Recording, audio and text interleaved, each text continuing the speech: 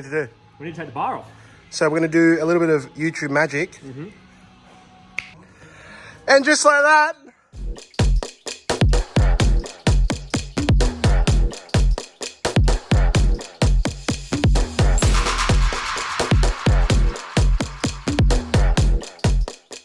What's going on? What have we got? What we got is this Prado, covered theft, I guess. Yeah.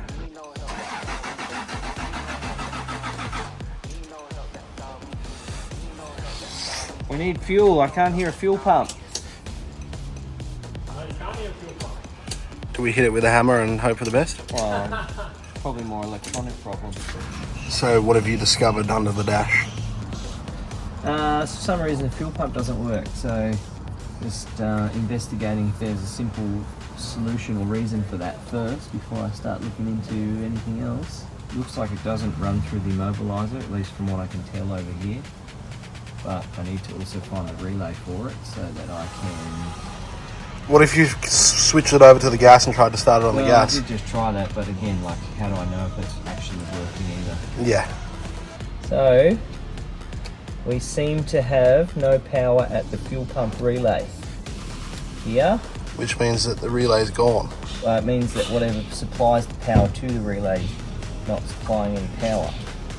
So, where does the power come from? I found a diagram. A wiring diagram. Looks a little bit more simple than the wiring diagram for that 1975 F100 ambulance diagram that I sent you. This one here is probably a little bit more straightforward, yes, yeah. I'd say so. So, sub-fuel tank and main fuel pump. Red with black looks like it feeds to the main fuel pump. Red with black, yep. Green is the wire that's supposed to supply that. Looks like it gets power from another relay, which is probably like a main sub-tank switch. Where's that switch live in this car? Maybe that's part of our problem. Maybe we're missing a switch here. Could be. So maybe we bridge the wires and see if that works? We just need to know which wires are which. Red with green, that's all served by B, which is probably black, probably blue. That's all fed from the EFI relay, which I did see out in the engine bay. That's fed by the EFI fuse 15 amps, which looks like it's a blue with yellow wire. So let's start at the beginning. Go check the fuses. EFI, this one. This one here, this one. 15 ampere? 15 amps. So that should be this one. Power we have both sides of the fuse. So we can assume that we will be getting power from the front through the EFI relay, which is here.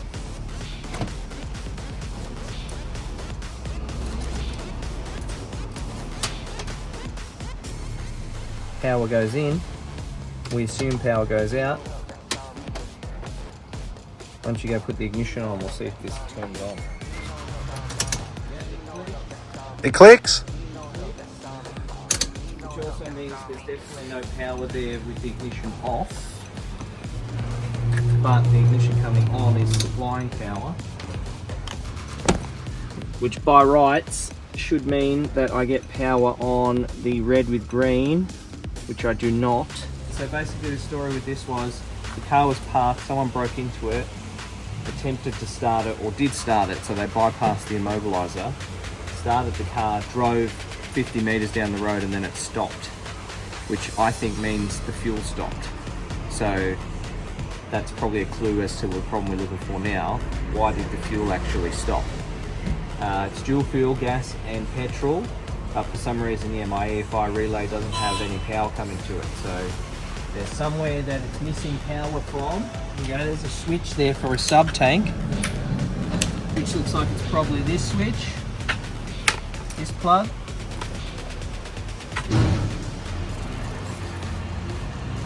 Still no power here.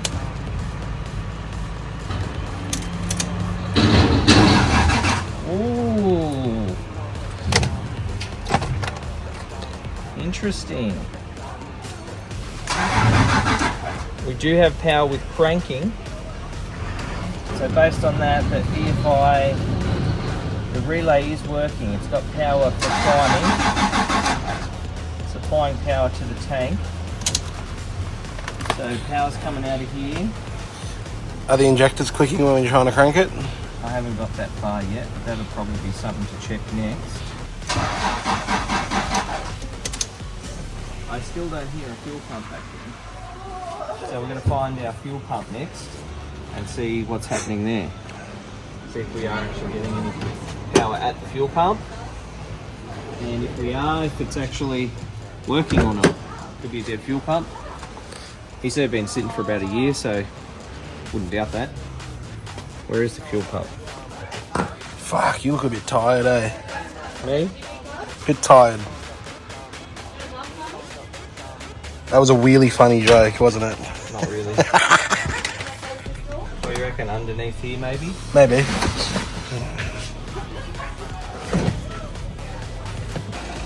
Yeah.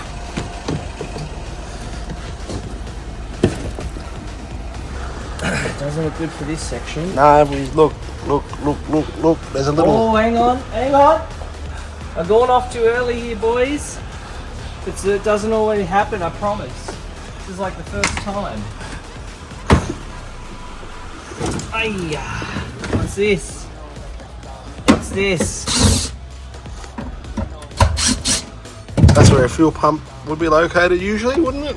Yes, which fuel pump we don't know, but One of them. I want in. What's that? Hello? Doesn't help anyone. Stupid. This does though. Yeah, it does. Someone's gonna help someone. Decaf. Yeah, right. What colour wiring have we got here? Yeah, red with green trace. That is definitely what I saw on the fucking wiring diagram before. So this would be our fuel pump wire, without too much doubt. Are we about to do some sketchy shit? Nah, not really. Not that sketchy.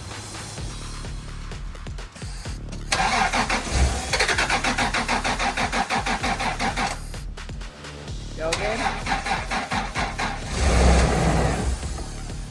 It's a fuel pump problem. It lives!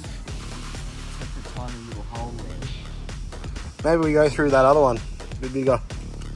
On the side. This bastard. Yeah. That's better. Go!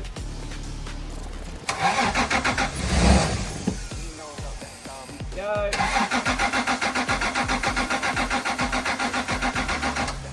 I'm pretty confident we got a fuel pump problem issue anyway. Seeing as though we're getting some firing with that. Kind of know what we need to know. The only last thing we want to see is if we can get the bastard to start with some gas. That's the last thing here. But we're definitely getting more action out of it with some fuel, so that's good. That's real good. So what's the plan now? Jerry rig a fuel system up? Oh, I'm not really interested in doing that. I really just want to see if I can get the gas part to work or not, if I've got gas here or not. This system, like, I don't know a lot about gas. I know a little bit, but you know, things like these solenoids should at least click on and off if it's supposed to be on gas. I don't know if this system is set up because it's EFI where it's maybe like starts on petrol then switches to gas, or if it will start on gas, because sometimes gas cars don't, especially in cold weather like in Canberra, don't like to start on gas when it's cold. These mixers freeze really quickly with LPG, so they usually have hot water running into them, but when the car doesn't have any hot water, like when it's -6 and you're trying to start it, they freeze up and then you get no fuel and then you go nowhere.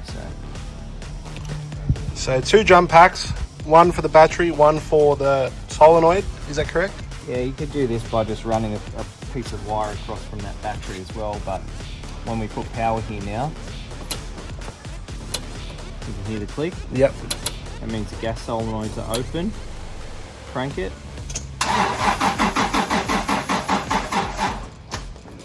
Go.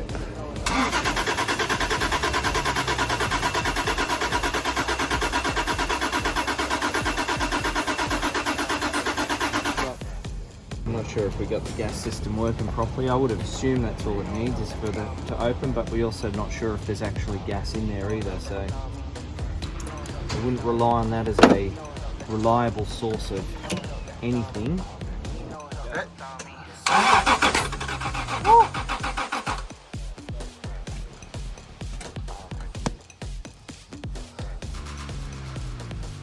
Definitely had a lean backfire of some sort. Yeah, so that is with the gas system. Yeah. Definitely got some fucking action out of it. Yeah, because this is fucking, look at it.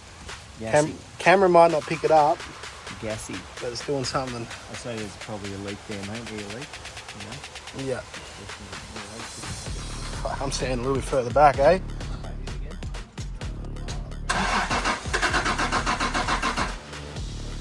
Definitely more action there now. What if we sprayed a little bit of Start Your Bastard in there just to get it I kicked? don't know if it's necessarily a fuel problem now. That what we were doing before with the solenoid, I thought the red wire coming in over there looked like the trigger from the control unit inside. Which is this one right here. That red one. Yep. But actually tracking it back, it looks like that red wire is the one that triggers the solenoid on the tank. So the other one that's now unplugged over there is the control wire from the computer inside, or the module inside. But I can't get any power on that, so I'm not sure, again, if it's supposed to start on gas or not. I'm just trying to bypass that, get some gas in there and see what happens. Obviously, we had a bit of a kick-see the first time. Yeah. And then I don't know what the gas level is like here because he's not sure what's going on with the fuel gauges in the car anyway. We can't get the gas system to work. I'm not sure why. There's something wrong with the control unit inside, or something not quite hooked up right, wired up right. I'm not too sure. Not a gas mechanic. I have to admit that. But when we trigger the solenoids manually, we still don't really get anything coming out of it. So either the gas tank itself is totally empty, or the engine doesn't run properly. We have a fuel pump that's failed. So when I said in the beginning, I know exactly what's wrong with it. I did sort that out within about 35 seconds, and then that didn't make it work. So we spent another 2.5 hours on it to go through it to try and work out if we could put a dot point on it. But unfortunately, until it gets a fuel pump in it, there's not a lot more we can do. We sprayed the shit in it and we got a couple of stutters out of it, and it sort of worked for a little bit.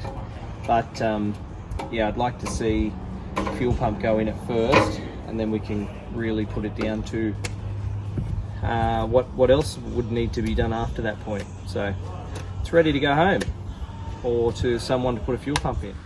All right. It is Thursday. We have a new Ford Transit van. That we are. What are we doing? We are doing a nudge bar install and some driving lights. 2 Type X Evo. Oh, suction. Driving lights. Look at this. Premium. Some Stedi Type X Evos. Oh, wow. This is primo. This is like Apple style packaging. It's like, yeah, it's like boxes upon boxes, and then like there's a case and everything. Oh, look at that. X-Type. Look at that. Very nice. Hardware. We like these lights. Look at this. Everything comes finely packed and everything. Makes life a lot easier. Wow. So we're going to get this done. Keep you posted. I haven't fitted one of these before, so. Do we have any instructions is the next question? Yeah, here. There they are, hidden. We don't need them. Don't we? Nah, we'll just do it. Throw it on. Do it, throw it, yeah. So it's magic, right? You just throw it at the car, and then when you walk away, it's, you know, snap your fingers and it's done. Yeah. I have to admit though, I love how they send a nudge bar, so a contact device, wrapped up in plastic bubble wrap, just to make sure you don't scratch it. Well, you don't want it to get damaged. You don't want to get damaged, It's right? fragile. Here you go. Tell you what, definitely heavy duty. What have we got here? All vehicles.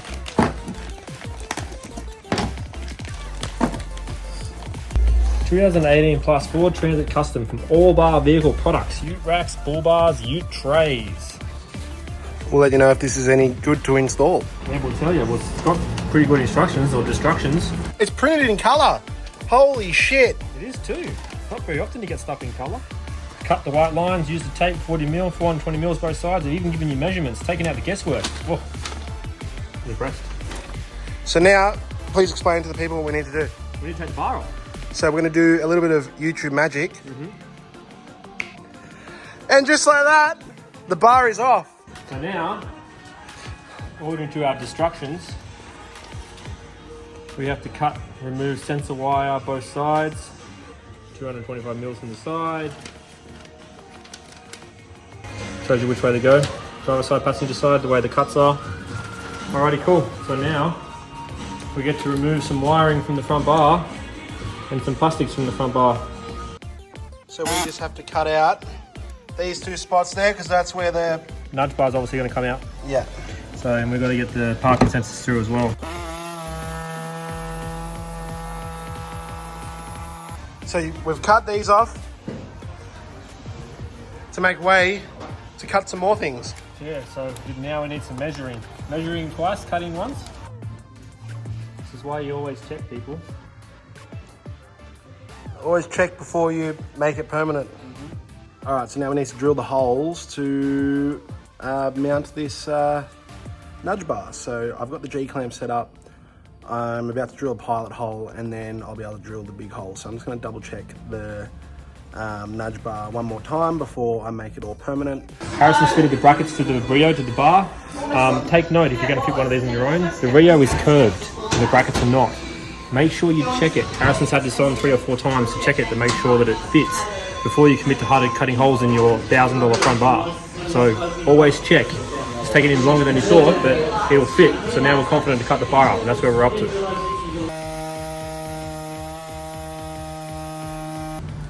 Chris in the back there is doing the front bar. I'm now moving on to the interior. So there's a diagram that Zach kindly drew up for me to understand, just here on the whiteboard. So you've got your headlights, you've got your positive in, you've got your ground, and then you've got the third part of the switch which goes to your relay. Then you've got your positive from the battery to the relay, and then you've got your negative and your 2 negatives from the headlights. That's the headlights there. They will be grounded in the same spot, and then these are your positives to the headlights. Now, mark where you need to stop. So I want to stop before that black mark, just to help you so you don't drill the hole too big, because you can always take more out, you can't add more in. And just like that, we have got the button mounted. Now to wire it all in. Right, I need to run a third wire, and because I've already got this wire ran through the grommet, you use it as a chase. It saves you a lot of time and effort. So I'm just taping it on there to run it through. And just like that, we get the cable through. Didn't end up needing that red wire that we pulled through because I'm an idiot. Because this here is your 3 wires. And I initially thought I was just going to ground them all out together, but I thought it's going to be easier for me to just ground it off here. So I've already put a ring terminal on this wire. And now I'm just twisting these wires together for me to have it corresponding in the front for the relay. Always make sure you solder your wires. Never just leave wires loose and stuff like that, because as the life of the car goes on, the wires will shake themselves loose. So now we just have to solder it all together. Alright, so we've got the ends for the spotlights here. So you've got power to the switch, ground, and then now we're just running the relay at the moment. So that's all getting sorted slowly. Cleaning everything up now. It's been one hell of a day, but we got there in the end. We forgot to pick the camera up a few times. Yeah, we're getting frustrated, getting frantic, but we got there. It's always hard to do 2 things at once. So we've got it all back together, cables all ran, and the, what do you call the thing? The thing, the relay, that thing. Get out of it. It's late. Go home, Harrison. We're done. Go home. Driving lights installed on this Transit. We've got there in the end. So yesterday afternoon we finished that Ford Transit. There was a slight variant in a few different things. One of them was the Rio. There also was a variant in the parking sensors. So you have to extend the parking sensors cables to run them out of the bar, and then they actually fit into the nudge bar. The rubber grommets they had supplied in the nudge bar were actually too small to fit the parking sensors in. We made that work for him and he was happy. By the time we got it all together and got it all sorted with the relay and the high beam and the trigger and all sort of stuff, it was just ended up being a massive day. He was actually rather disappointed too. He spent a lot of money on his driving lights and he was told that they'd have a wiring loom and they didn't. So, you know, that was another thing Harrison and I had to work out over the course of the day. But we got there in the end. He was happy, it looked good, and we made it work. Definitely make sure if you're buying something for your vehicle or supplying your own parts for people like us to fit, double check everything, guys. Like, make sure it's for the right model and every aspect. If you're not sure, send us an email. Ask us a question, send us to a link and say, you know, will this work? And then we'll work with you. Our email, canfitcollective@gmail.com. Send us an email. Let us help you. We're done. Have fun. Enjoy. Until next time, Canfit Collective. We're out.